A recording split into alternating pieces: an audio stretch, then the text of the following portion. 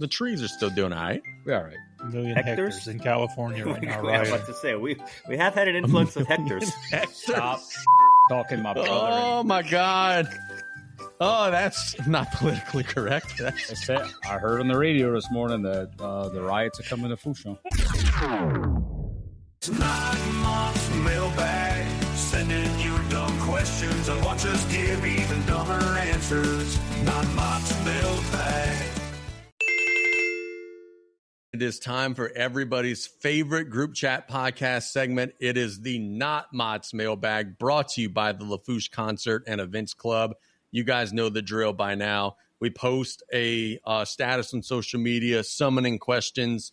If you want to reply to that status when we post it, drop it in the comments next week. If you got any of our phone numbers or whatever, just shoot us a message, whatever, get your question to us. We've got a mailbag full of questions today, and let's just jump right into it. The first one comes from Mama Daigle, who wants to know, what athlete in this history of sports would you like to give a do-over for their career? My A number one, I had such a love for Bo Jackson growing up, probably because of taking Mo Super Bowl, but I would love to be able to see what he could do without the injury bug. Yeah, that's a good one. It was a tie between Derrick Rose and Brandon Roy. That dude was unbelievable in his first couple years. Derrick Rose would be my number one. So Damien took the obvious answer. I'd like to give Baker Mayfield a do-over and not get drafted into the cesspool that is Cleveland. But if that doesn't technically count because he's resurrected his career, give me Penny Hardaway. That's a good one, too. I will go Johnny Manziel. Get him off the booze, get him off of his own ego, get him out of Cleveland. I think he could have been legit. I mean, he was a good runner. He did have a good arm. He threw well in college. I would like to see Johnny Manziel given a fair shake. I think it'd be very entertaining. Oh, I agree. Shout out Tommy, no echo tonight. Yes, no echo Bado, baby. I found out that apparently I'm not even on the fancy mic. This is the computer mic. We hear you loud and clear, brother.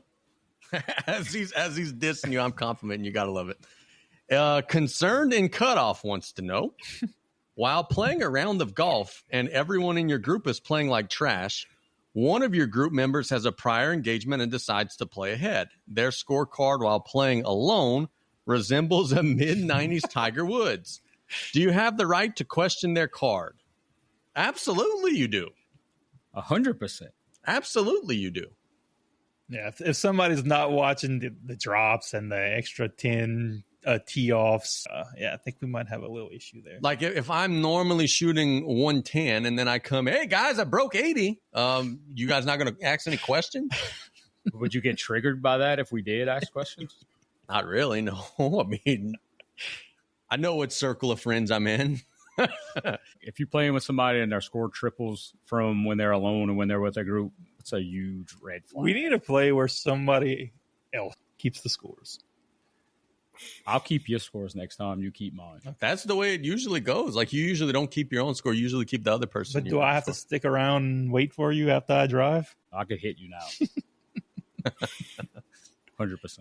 Tommy, let's say you're playing men's league basketball and you average like 7 points a game. And then the next day you show up and you tell all your coworkers, man, I dropped 35 last night. Would you be offended if they questioned you on that?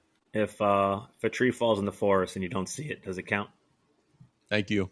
But if you I don't know why you would care about what your friend claims he shot. If he doesn't shoot it when you're playing with them, it doesn't count. Yep. Yeah, I'm with you there. So this is from Captain Kirk from the back deck of a trawl boat. There were reports that some Russian luxury yachts used to offer pirate hunting cruises. Somali pirates. For a few grand a day, you hop on a boat, they hand you an AK-47, a couple rocket launchers, and you just cruise around, hoping pirates show up and you could blast back. So basically, this is like playing Grand Theft Auto. Like, now imagine it coming out of Grand Isle instead of Moscow. You and your buddies, cooler full of beer, boat full of bullets, and one crazy offshore weekend.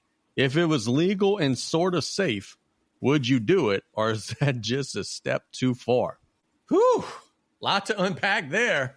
Just to give a backstory here, that was a question that came from my vault. Mark Cuban was questioned on a podcast earlier this week about if he ever heard of that. Why Mark Cuban? No clue. But there was this Russian company that was offering these charters to locations that Somali pirates often get there. And they often hang out there waiting for cruise ships and waiting for other ships to pass so they could rob them. They offered these trips with weapons, and you got to go and try to knock off pirates. Wow. That's crazy, bro. Like, hey, bro, come on this boat, and if we see some pirates, just start shooting. I'm pretty sure that's like an act of war. The question does say if it was legal and sort of safe. So my concern would be, hey, I don't want to get shot. But then again, like, I feel bad going deer hunting. I don't want to kill a freaking animal. That's just another human. So I'm the softy of the group. I don't know that I'd be able to do that, bro. Bad guys are not. I think I'm too much of a to do that. You ever watch Captain Phillip? Look at me. I'm the captain now. I feel like I got a hatred for those type of pirates just from that movie. Fair enough. If it's legal, I'm in. I know what you're thinking. Illegal. Illegal. In fact, I would do it in a heartbeat, allegedly. Nick? I'm in. So you're the gangster of the podcast. You've been in prison before. These people are shooting back, though, right? Yeah, absolutely. Yeah. So how could we make this sort of safe?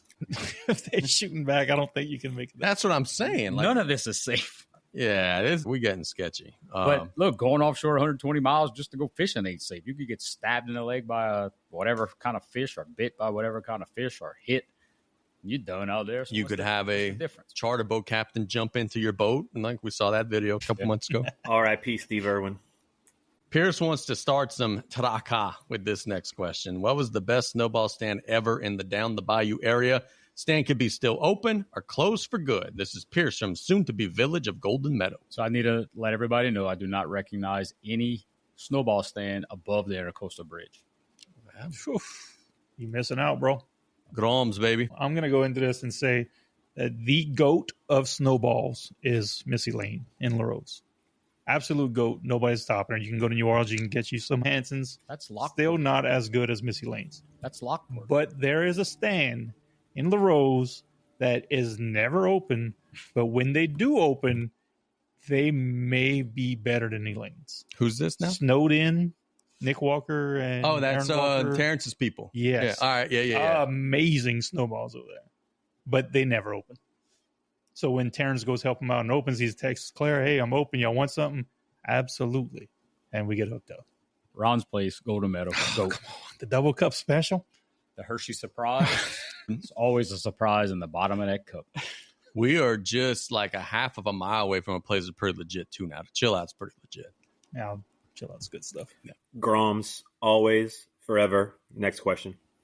Thank you, Tommy. Hey, are you guys like me? One of the big things, Damien, I'm with you.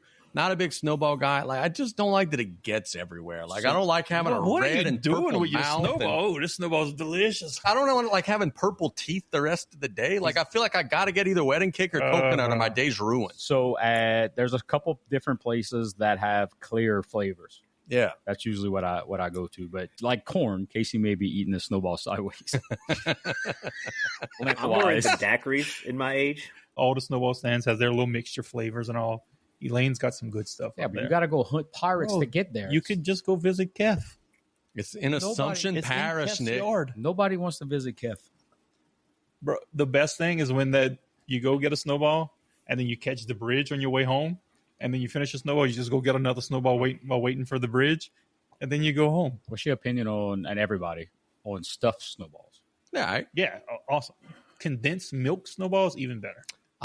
Do we get the actual top on the snowball, or we do get the cup larger? Or no top. Yeah, I don't do the top either. The ice is not the best. Yeah, I don't do the top. So a little condensed milk and a coconut. And not groms. Fuck groms. Mm-hmm. You see, because you recognize the goat. Elaine, you recognize the goat. Don't you say that? She has about 5 or 6 flavors that I rotate through. Condensed milk on top. Awesome. You have enough gas money to get there? That's what I'm saying. It's a nice little trip, but you know. My dad wanted some the other day, but he can't fly, so he wasn't able to. Some quality time with some screaming kids in the back of the car. Sounds lovely. I like this next question from John, who's actually in the house. If someone came visit down the bayou from another country, and you had to give them 3 meals to try from down the bayou restaurants, what are they? This is an incredible question. My 3 is going to be from Mimo's, the garlic parmesan / butter sauce fried oyster appetizer. Sasebo. 2, steak from Chermi's, best on the Bayou.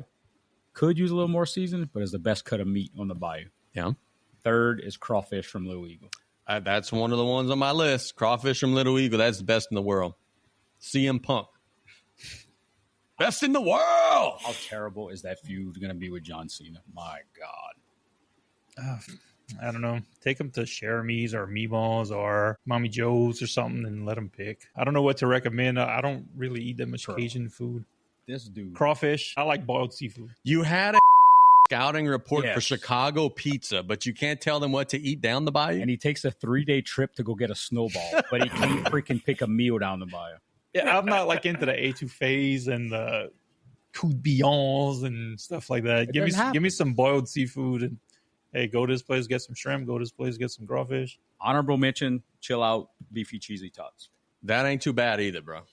It doesn't say defunct. If they were able to eat Chiquitas, a roast beef from there, that would be number 1.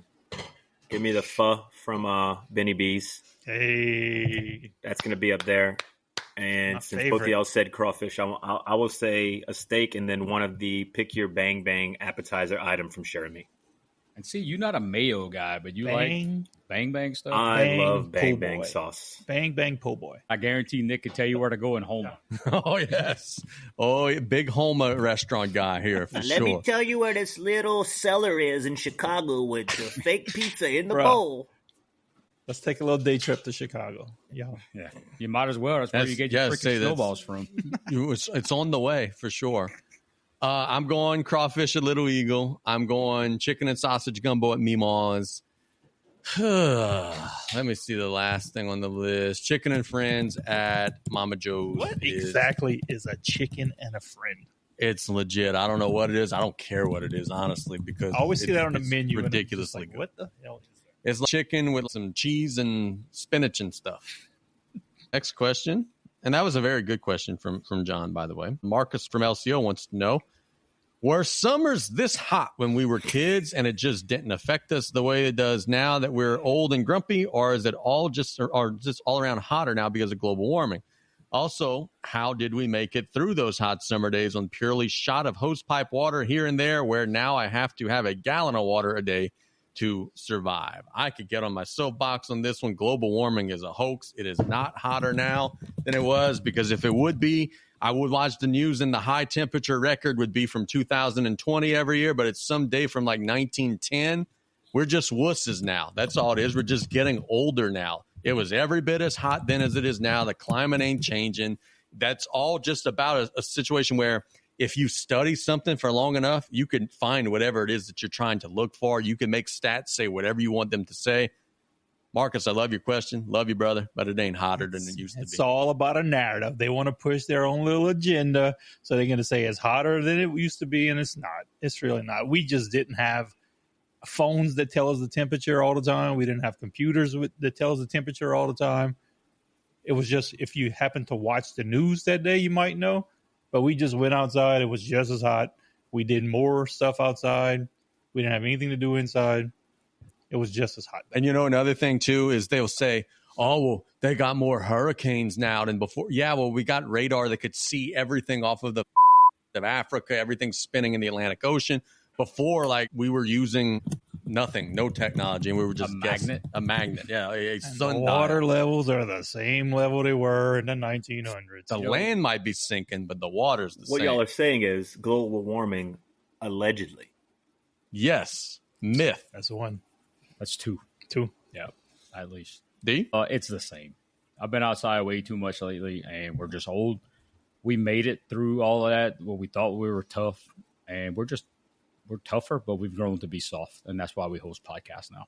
Budo, you are a premier head baseball coach. Is it hotter now than whenever you were in off seasons past? I think the only reason that could be true is possibly we have less trees to provide shade, but I don't think it's that much of a difference. I think we are just older, we are just fatter, and we are just more hairy. And this is why we sweat more, because we don't move as much, and I think we're just grumpy. So I'm sweating now because of these freaking It was lights. never 68 degrees in my mom's house. So going outside from 80 degrees to 100 degrees wasn't that bad. Now you walk out of a 68-degree house to 100 outside. we also frequented slip and slides and Kess pools more than we probably do now in our 40s. So That's legit. I did not have a crocodile. I coveted one. We did have some slip and slide stuff that Big Steve made. We just had Visqueen in the yard. which that works too Dish now. soap and water. That works too now. Hey, look, And tint spikes. I'm going to need you to drill down on the less trees theory. I'm going to say that could be the only thing. I don't know if it's a fact, but I'm going to assume that there is more construction. And so trees and forests are being cleared. So there's less shade being provided, less tree houses to play in. There was probably a tree right here at some point. They got cut down. now look, shout out to all of the people in our parents' generations who went to school with no AC. That must have been brutal.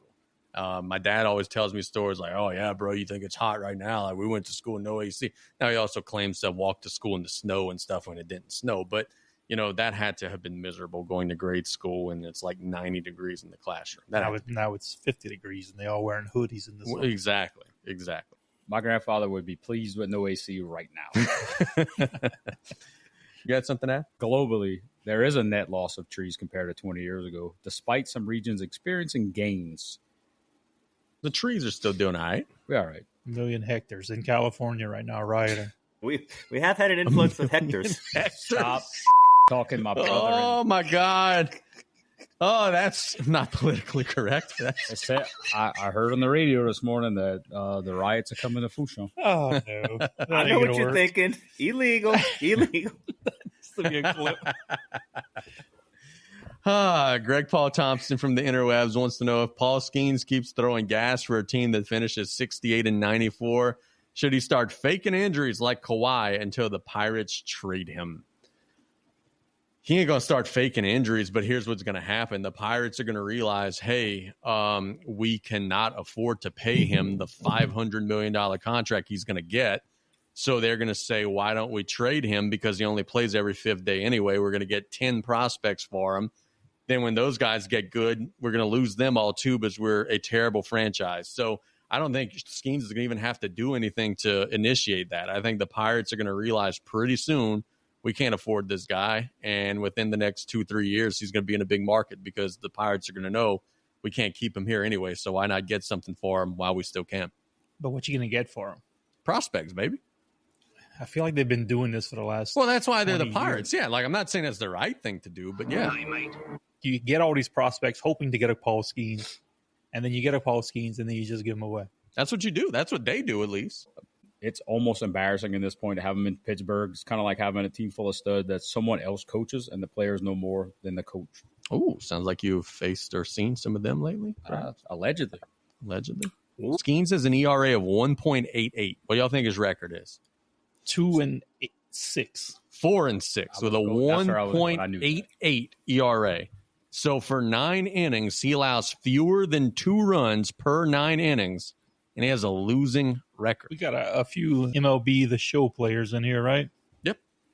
I have a pitcher on the Astros right now, and they are the Astros right now. I'm in like 2029, 3-time Cy Young Award winner, 0.66 ERA. My team's record is 12-50 something right now. I'm 7-1. I get 1 run, I'm getting a win. As I'm playing, I'm feeling Paul Skenes. I see Gyro's comment there. The Pirates got to throw everything that they have. But the problem with that, Jacob, is that their whole payroll right now is $87 million. He's going to be making $50-60 million a season whenever he gets his extension. They won't, like, if they don't accelerate their payroll, they won't be able to afford the rest of their roster. Until ownership says, hey, we're going to make our payroll $200 million like everybody else that's competitive. That's the only way they win. Right. You need all this gyro chatter last week. Yeah, and look, he's bringing up that the team paid $1.1 million for his rookie card. John Pete says, trade him with the card. That should be easy.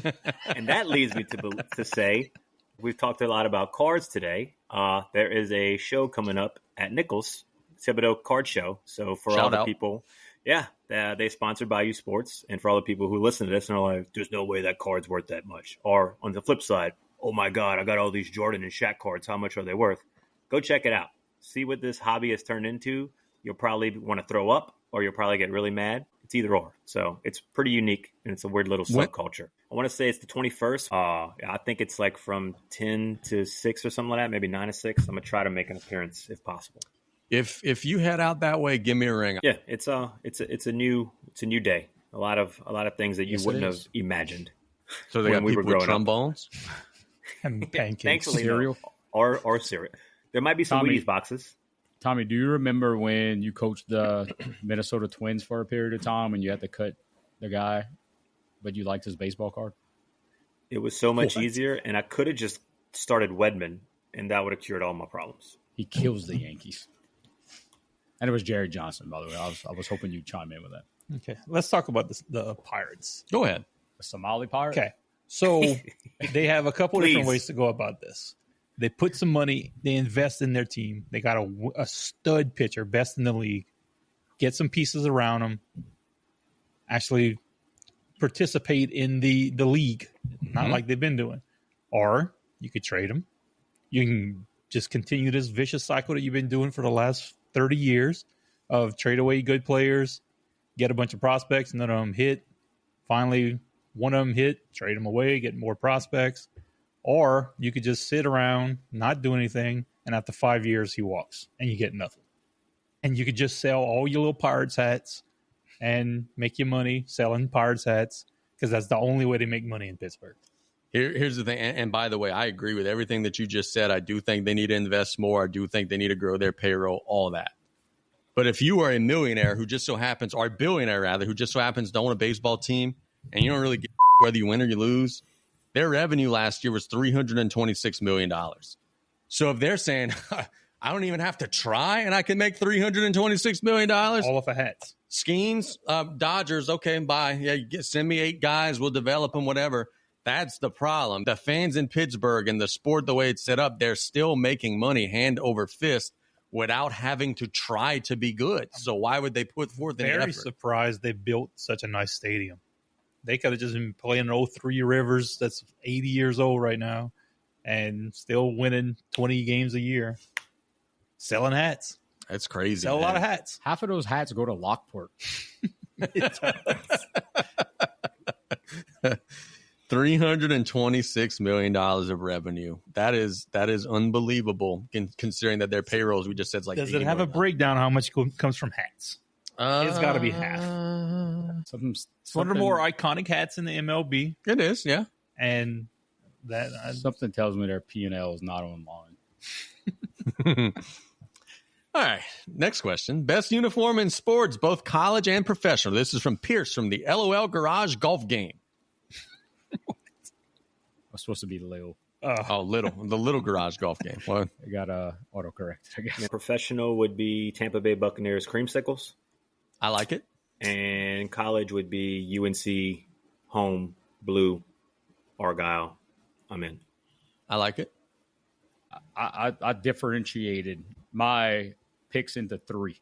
I did football, basketball, and baseball. That's how I took the question. For football on the professional side, I went with the Houston Oilers Powder Blues. Nice. I hate the college team, but the pageantry and history of Notre Dame. That's my college answer. I like how they stay true to what they normally do, aside from some of the bowl games. On the basketball side, on the college end, I went with Indiana. Again, kind of the same thing. And including the pajamas. I love it. Yeah. I love it. Edie White. On the NBA side, I went with the OG Raptors. It's really the Magic, but I don't want to be a. And on the baseball side, college level, LSU white pinstripes. Yeah, baby. And I think that kind of just went random, but I've always been a fan of the Orioles uniforms and color scheme. Okay. I like the old school Astros throwbacks in the MLB. College baseball, like Damien said, the white LSU or the gold LSU is my favorite. College football, I just to differ, but it would have been Notre Dame just to differ. I like Penn State a lot, just that traditional clean uniform look.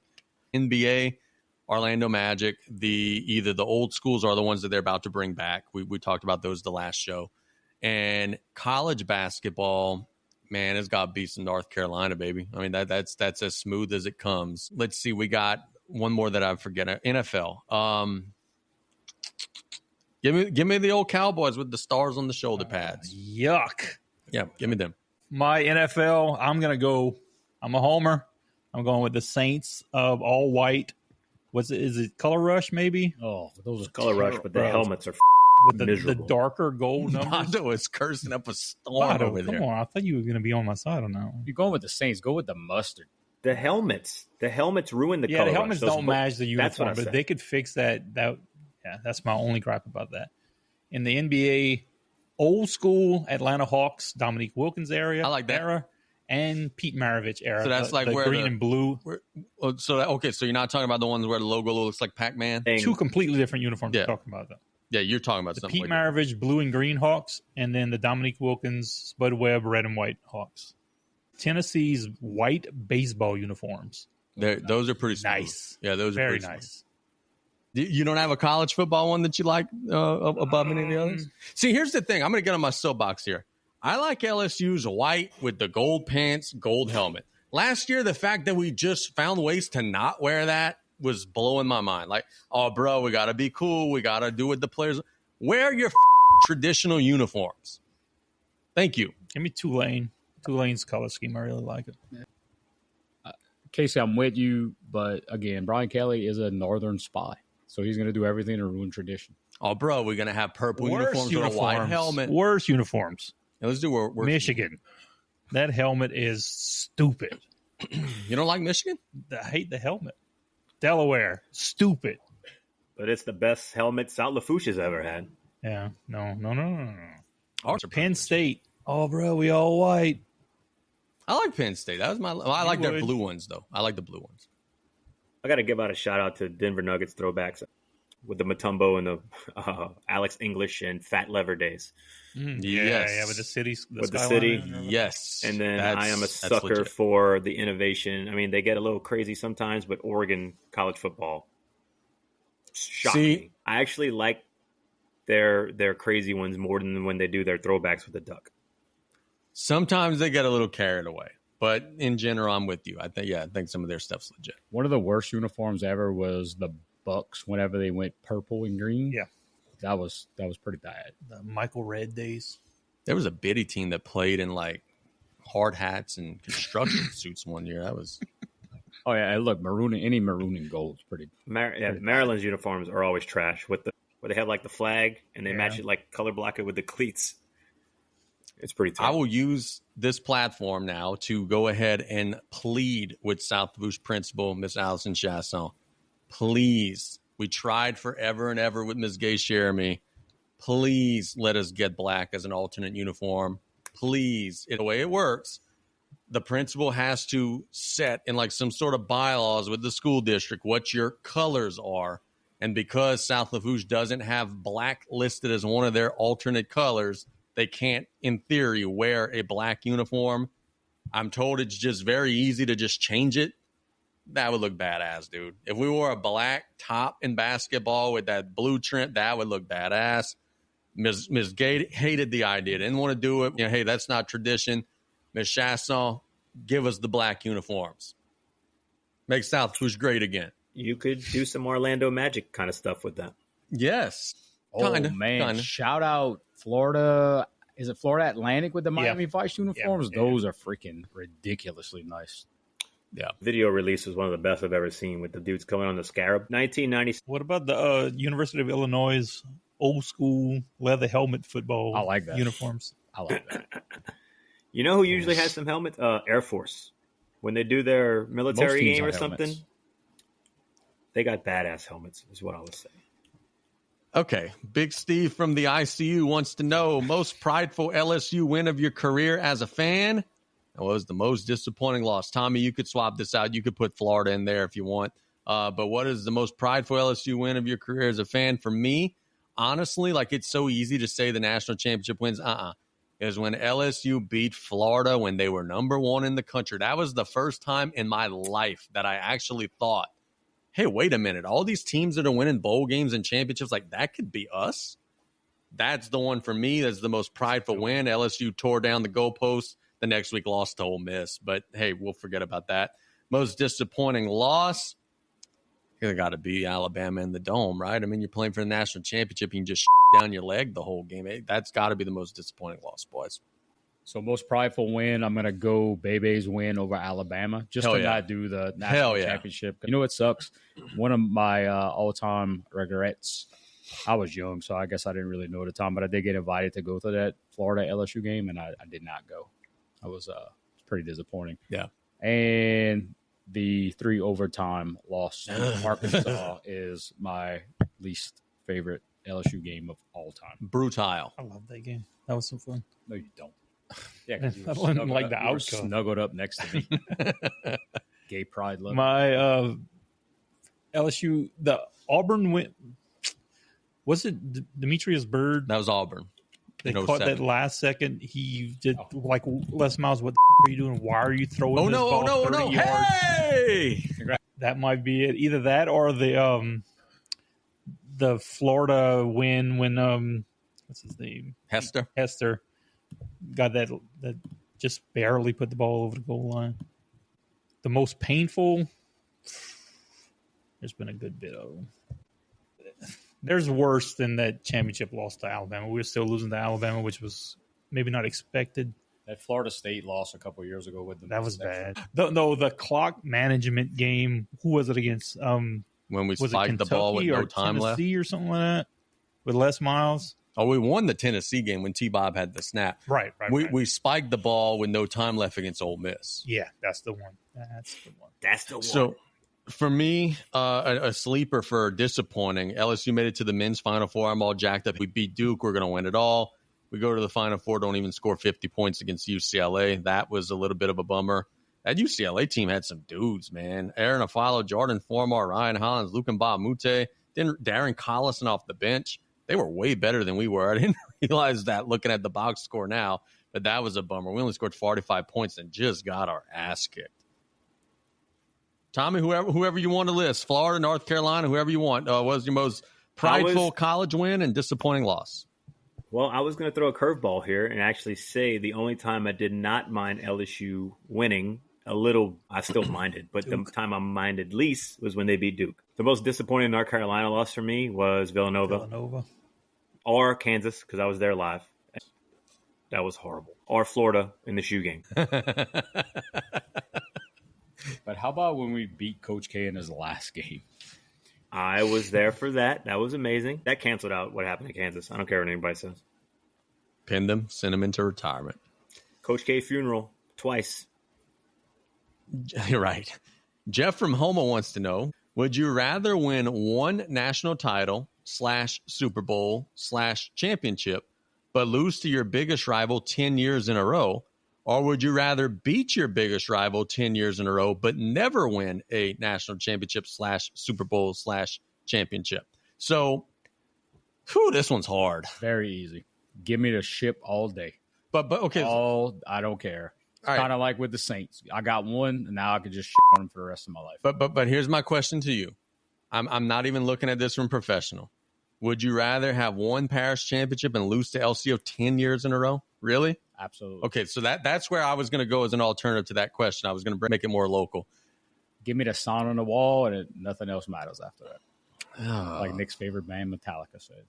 I tend to agree, but golly, losing to Alabama 10 years in a row was brutal because we pretty much lived that. Right, that's what I'm saying. We pretty much lived that. And we're not okay with it, but we love those championships.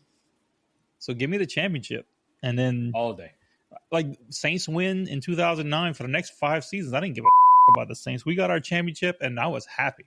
20 years. Never thought it was going to happen. We got it. I'm happy. I didn't even watch. I mean, we had stuff going on Biddy on the weekend, so I missed a lot of games. And we got our championship. I'm back. Let's win another one. I'll go on hiatus for another 5 years after that championship. All right, fair enough. Tommy, but we ain't winning no championship with the Saints, so, bro.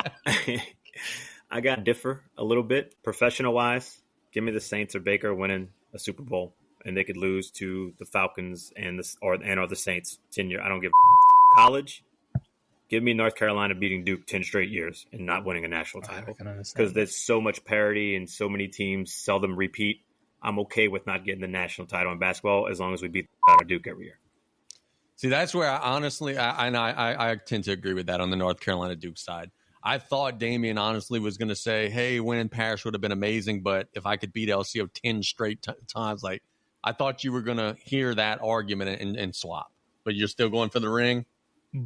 Is this rival that we're losing to winning the national championships the other? It doesn't clarify. It just says you got to lose. I wouldn't want to win one and then get beat for the next 10 years with this same team winning the championship. Yeah, Alabama winning 10 straight. Right, yeah. I wouldn't. Which Well, that's just a different wrinkle you're throwing in. I'm taking the field. I'll beat my rival and let the field win the title. Right, yeah. That makes a difference. Scott from Golden Meadow wants to know, what's the best breakfast cereal? Ooh, good question, Scott. I'm an OG. I'm a Frosted Flakes guy. Tony the Tiger. Fruity Pebbles, babe.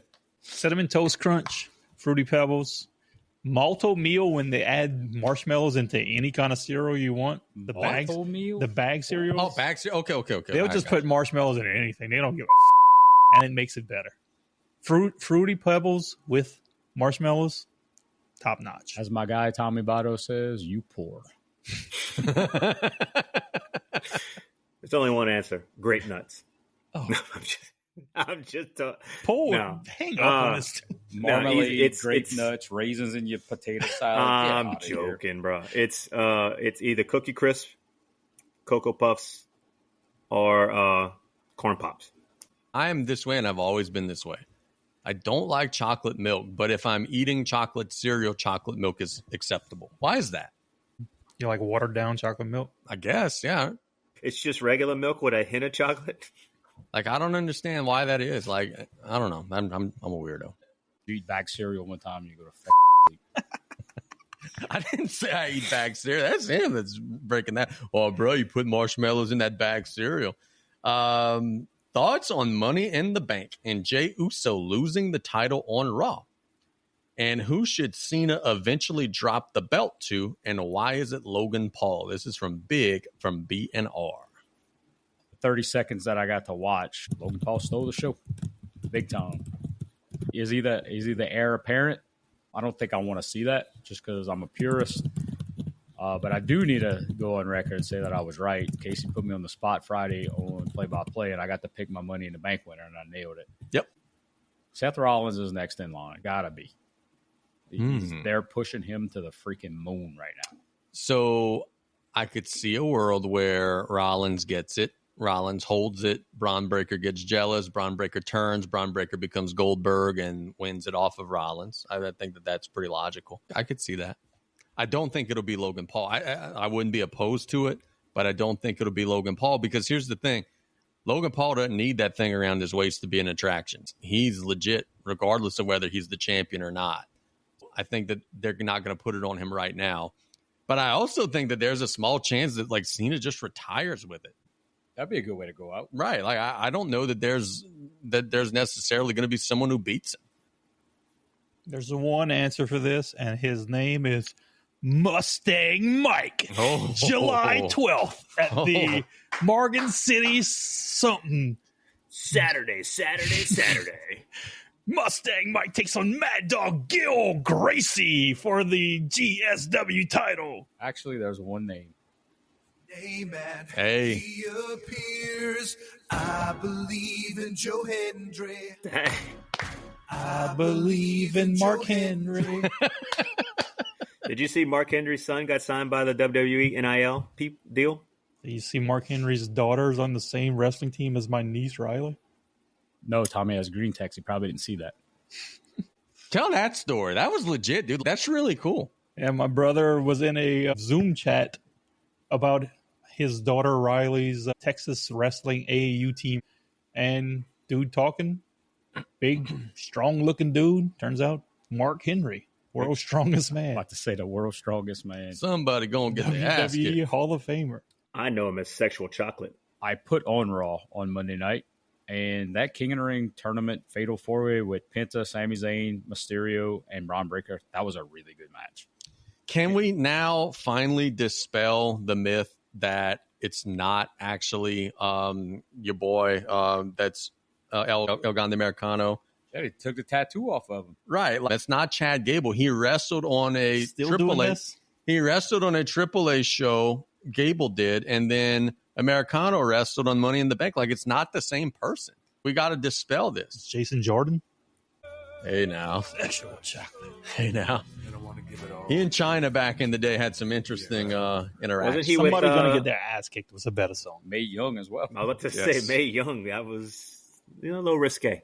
Look, Mark Henry, when he had his fake retirement where he wore the pink jacket and then just started bulldozing everybody, that was legit.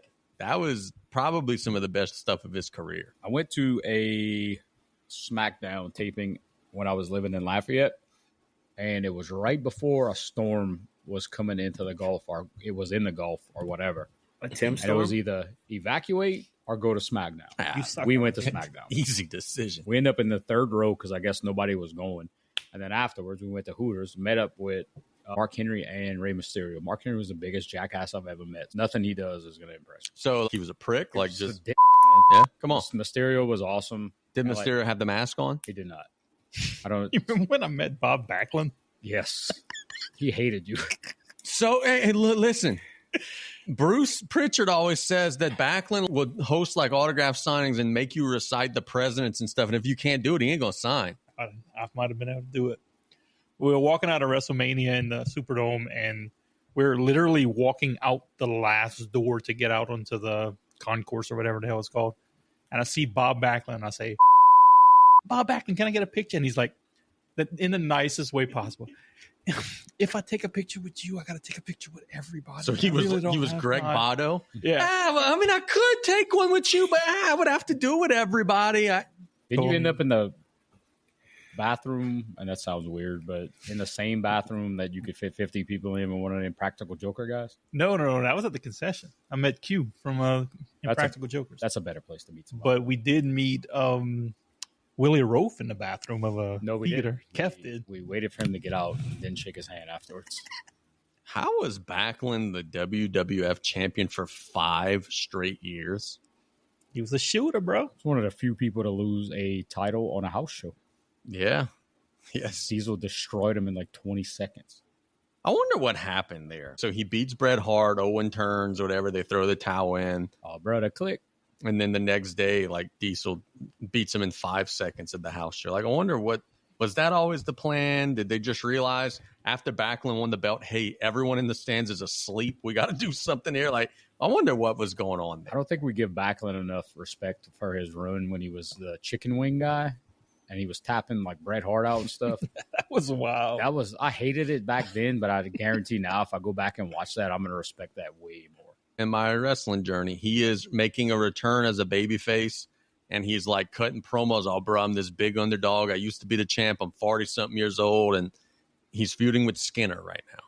We have turned this into a You wouldn't expect anything less, man. We should have got margaritas tonight, like we said. Yes.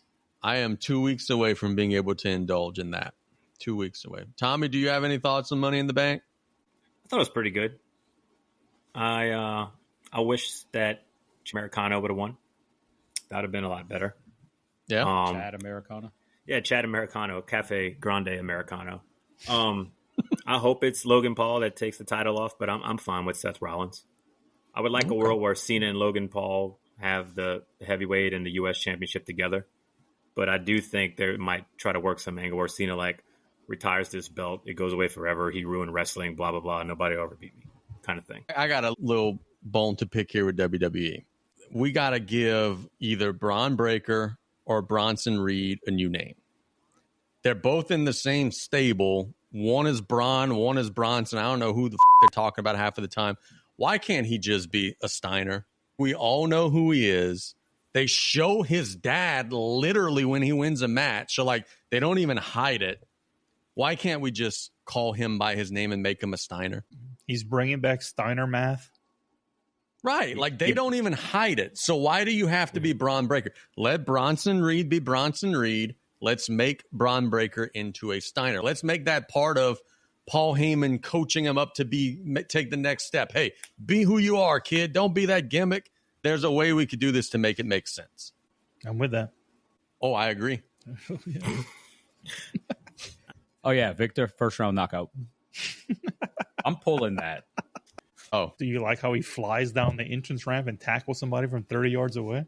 I love that. I Yeah, love the that's pretty spears. He reminds me like after the Rock got liposuction, the Rock No. street fight look. No, he's in. He's got it all. He's got that complete package. I like Braun Breaker. I think he's going to be a future champ. I just got 2 side texts. I'm not gonna out anybody because obviously they didn't put it in the chat, so they might not want to hear. But Tommy basically just blamed global warming on Dufresne's lumber.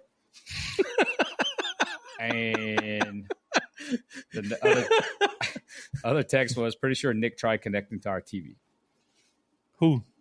I'm not naming anybody. I was trying to get the Bluey theme song when I was picking the dad, and it was like, what's these numbers you from the TV that you need to input on your phone? I was like,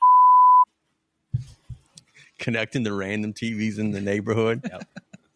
That's all for today's Not Mott's Mailbag, brought to you by the Lafourche Concert and Events Club. We thank you guys for participating. We'll do the same thing next week. Be on the lookout for the status that we'll post on our social media and drop us your questions. If you have any way to contact us directly, text it, shoot us a direct message, find us a way to get your question. For Nick and Damien and Tommy, this is Casey signing off. Thanks so much for listening to the Group Chat Podcast. Oh, I agree. Not Mott's Mailbag. Send in your dumb questions and watch us give even dumber answers. Not Mott's Mailbag.